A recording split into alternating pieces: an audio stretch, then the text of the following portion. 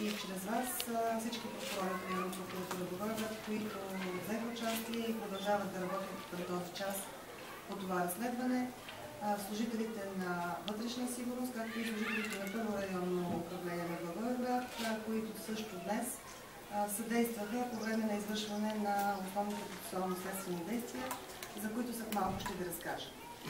Като начало бих искала да ви запозная с накратко фактическата обстановка, както се изразяваме помежду си, и с събраните до този час доказателства, които и към момента продължават да се събират.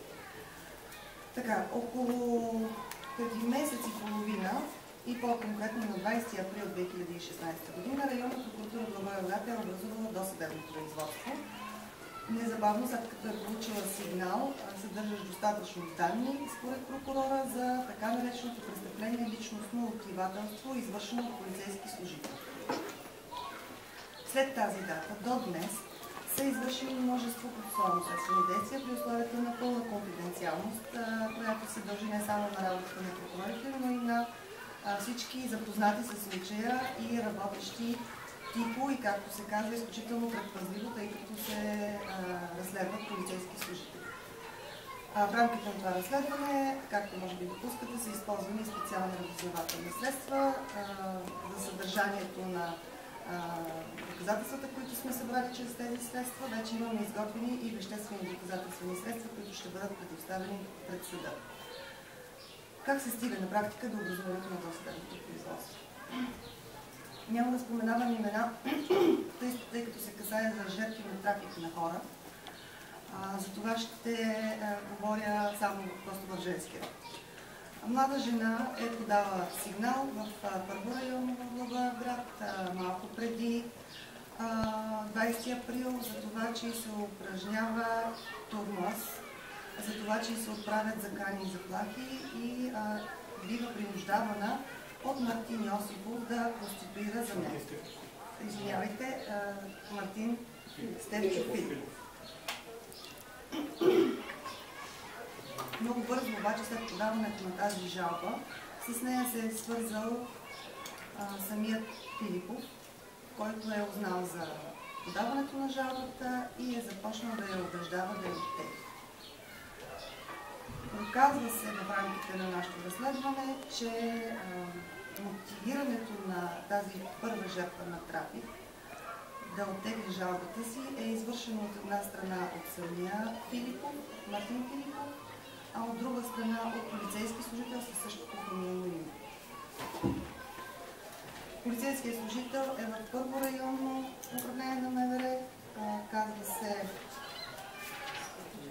Стефан Филипов. Извинявайте, бъркам имената заради идентичността на фамилията. Но в хода на нашето разследване е установено, че той се е свързал с момичето, разговарял е с нея и е мотивирал да оттегли незабавно жалбата си. Всъщност се е стигнало до момент, в който Мартин Филипов е взел първата ни жертва на трафик на хора от дома и по време на движението им към сградата на Първо район е осъществил комуникация по телефона с полицейския служител, като го е уведомил на практика, че води момичето, което ще си оттегли жалбата срещу него. Установено е също така, че Мартин заедно с първата жертва на трафик на хора са спели в района на паркинга на Първо районно. Осъществена е последваща комуникация с полицейски служител, който е отишъл на паркинга и на практика там, в присъствието на Мартин, той е започнал да я убеждава да оттегли жалбата си. Нещо повече, той е носил със себе си два празни листа и след като ѝ е обяснил с сравнително заплашителен тон според нашата жертва, че трябва да оттегли жалбата си, е написал собственоръчно какво трябва да бъде съдържанието на молбата, с която тя оттегли жалбата си. Дава ѝ също така указания да унищожи листчето, което той е написал на ръка, да напише каквото, да припише т.е. съдържанието на това, което той е написал, представляващо молба за оттегляне на показания.